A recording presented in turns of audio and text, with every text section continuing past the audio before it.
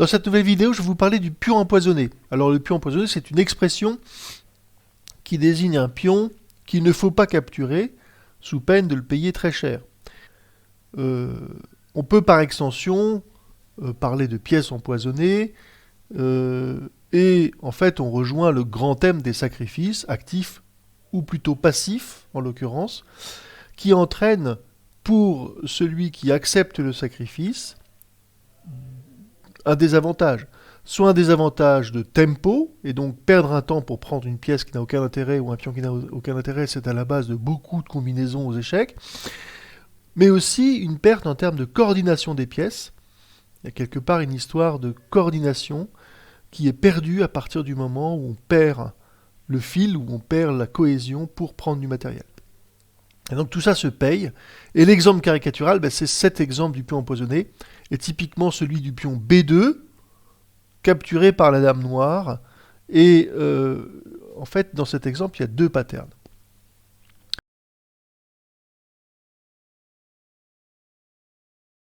Le premier pattern, c'est typiquement celui qu'on voit dans la Najdorf.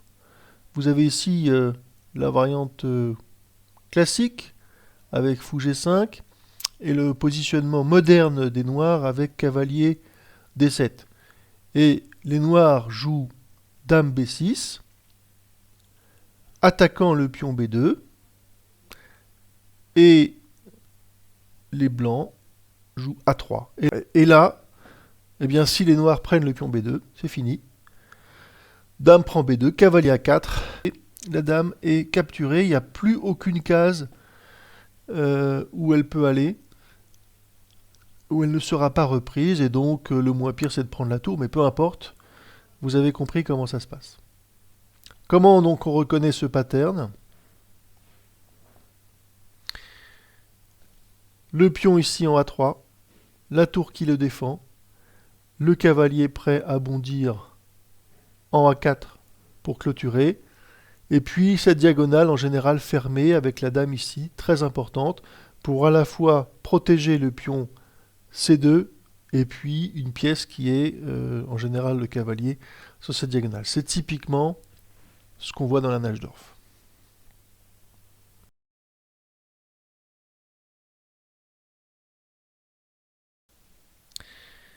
Alors voyons le deuxième pattern.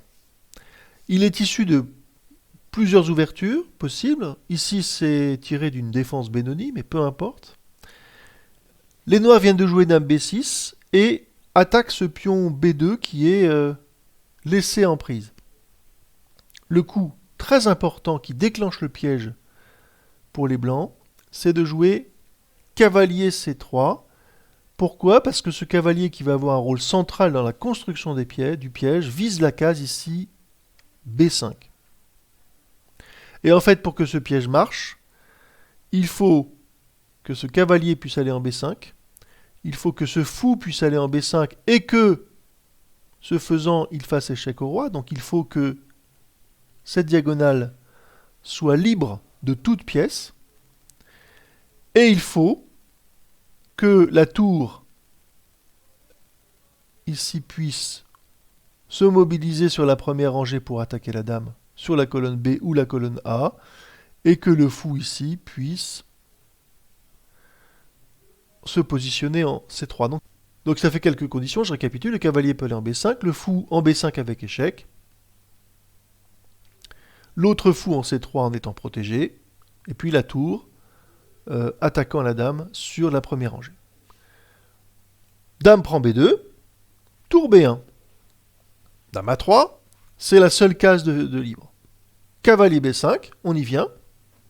Donc vous voyez qu'en B5, le cavalier attaque la dame en A3, mais il peut aller sur la case C7 en faisant échec. Cela explique pourquoi le refuge de la dame en A6 est tout de suite instantanément puni par cet échec.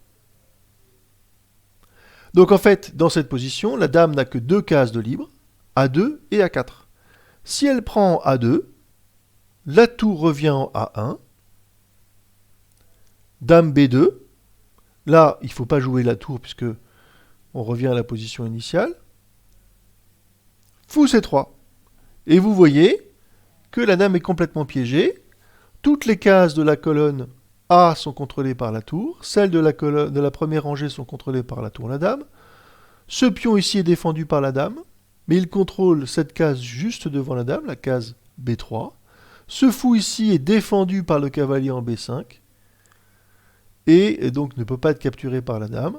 Et puis ce fou contrôle aussi la case de fuite B4 de la dame. Donc dans cette position, les noirs sont perdus, et en général ça se termine soit par l'abandon immédiat, soit par un échange sur A1 qui n'avance pas beaucoup le problème des noirs.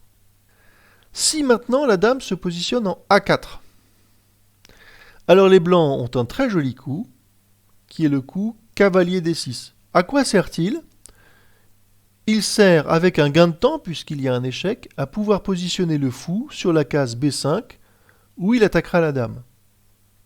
Si par exemple, les noirs reprennent le cavalier, fou B5, non seulement attaque la dame, mais fait échec au roi, et donc la dame est sûre d'être perdue. Et donc dans cette position, le roi va bouger, et il va faire attention de bouger sur des cases noires pour ne pas être à la merci du fou, ce qui permet à la dame d'être indirectement protégée.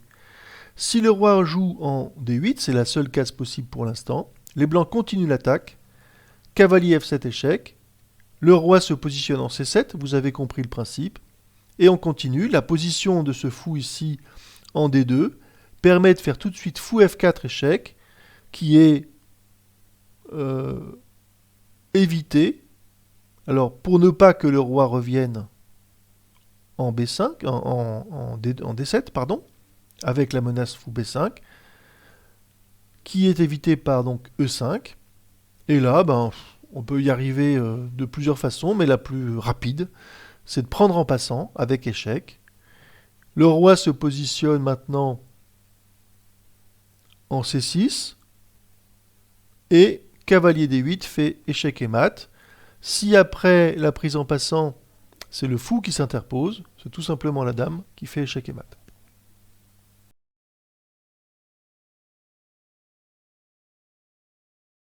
Alors mettons en pratique maintenant cette histoire avec l'exemple d'une ouverture Trompowsky, D4, cavalier F6, fou G5, C5, D5, dame B6. Alors vous voyez qu'on est dans une position qui ressemble à ce que vous venez de voir, à ceci près que les conditions ne sont pas remplies pour que le piège fonctionne pour l'instant. Première condition non remplie, ce fou en G5 n'est pas sur la bonne case. La bonne case, c'est D2. D2, c'est la case qui va permettre au fou de défendre le cavalier en C3. C'est la case qui va permettre au fou de jouer fou C3 lorsque la case sera libérée par le coup cavalier B5 et qui attaquera la dame. Et c'est la case qui permet de jouer fou F4 pour lancer l'attaque de mat après la combinaison que vous venez de voir. Deuxième condition, la diagonale devant le roi noir n'est pas ouverte. Troisième condition, le fou blanc, là ici, n'a pas encore la possibilité d'aller en B5 et au passage d'ailleurs de défendre un cavalier qui irait trop tôt en B5. Bon, alors c'est un peu abstrait quand je vous dis les choses comme ça. Voyons ce que ça donne en pratique. On peut quand même, dans cette position, jouer le piège et subrepticement créer les conditions pour que le piège se referme sur la dame. Donc on va laisser le pion en prise et jouer cavalier C3. Le pion est pris. Pour l'instant, la dame n'est pas vraiment en danger. C'est trop tôt pour jouer tour B1, c'est trop tôt pour jouer cavalier B5. La première urgence, c'est de défendre le cavalier qui est en prise, fou D2. Et ce faisant, le fou est revenu sur la bonne case. Et là, les noirs voient tout de suite la menace. Tour B1, cavalier B5 défendu par la tour, avec la possibilité d'aller en C7 et de faire une fourchette. Donc ils jouent un coup prophylactique, cavalier A6. Tour B1, dame A3. Vous voyez qu'en A6, le cavalier joue un rôle défensif, mais il empêche la dame du coup de se réfugier sur cette case. Bon, passons. Et là maintenant, on ne peut toujours pas jouer cavalier B5, puisque la seule menace, ce serait C7 et c'est couvert par le cavalier noir. Donc on joue E4, un coup qui a deux objectifs. Le principal, c'est de libérer la diagonale pour le fou, mais ce n'est pas ce qui apparaît très clairement tout de suite. Ce qui apparaît clairement tout de suite, c'est la menace E5, occupation du centre, et ce coup, malheureusement, oblige les noirs, malheureusement pour eux, à jouer D6 pour empêcher la poussée E5. Mais du coup, l'ouverture est maintenant obtenue sur la diagonale du roi, et toutes les conditions maintenant sont réunies pour déclencher le piège de la dame. Cavalier B5. Bon, dame prend A2, tour A1, dame B2, fou C3. Ou après cavalier B5, dame A4, cavalier D6, reprise du cavalier et prise de la dame. Vous notez qu'après cavalier prend D6, si le roi bouge en D8, la combinaison de tout à l'heure marche toujours aussi bien. Cavalier prend F7, fou C7, donc pour échapper aux cases blanches, fou F4, E5, prise en passant, échec, fou D6 et dame prend D6, ou après la prise en passant, roi C6, cavalier D8. Donc le mat est bien au rendez-vous, ce qui rend la combinaison très importante à connaître, très efficace, et vraiment rendue possible par un minimum de coups. Ce sont des combinaisons qui surviennent avant le 10e coup. Avant le 10e coup. Donc très important. Voilà, j'espère que cette vidéo vous aura plu, qu'elle vous aura rendu service. N'hésitez pas à me laisser un commentaire d'encouragement, à liker, à vous abonner. Et si vous le souhaitez, je pourrais continuer sur ce thème parce que là, vous avez vu les deux patterns les plus basiques de combinaison de pions empoisonnés. Il y en a d'autres, plus élaborés, en particulier dans la sicilienne Haschdorff, mais pas seulement. Et elles vous seront décrites dans les pièges d'ouverture des ouvertures correspondantes dans les prochaines vidéos. Voilà, je vous souhaite plein de bonnes choses et à bientôt. Au revoir.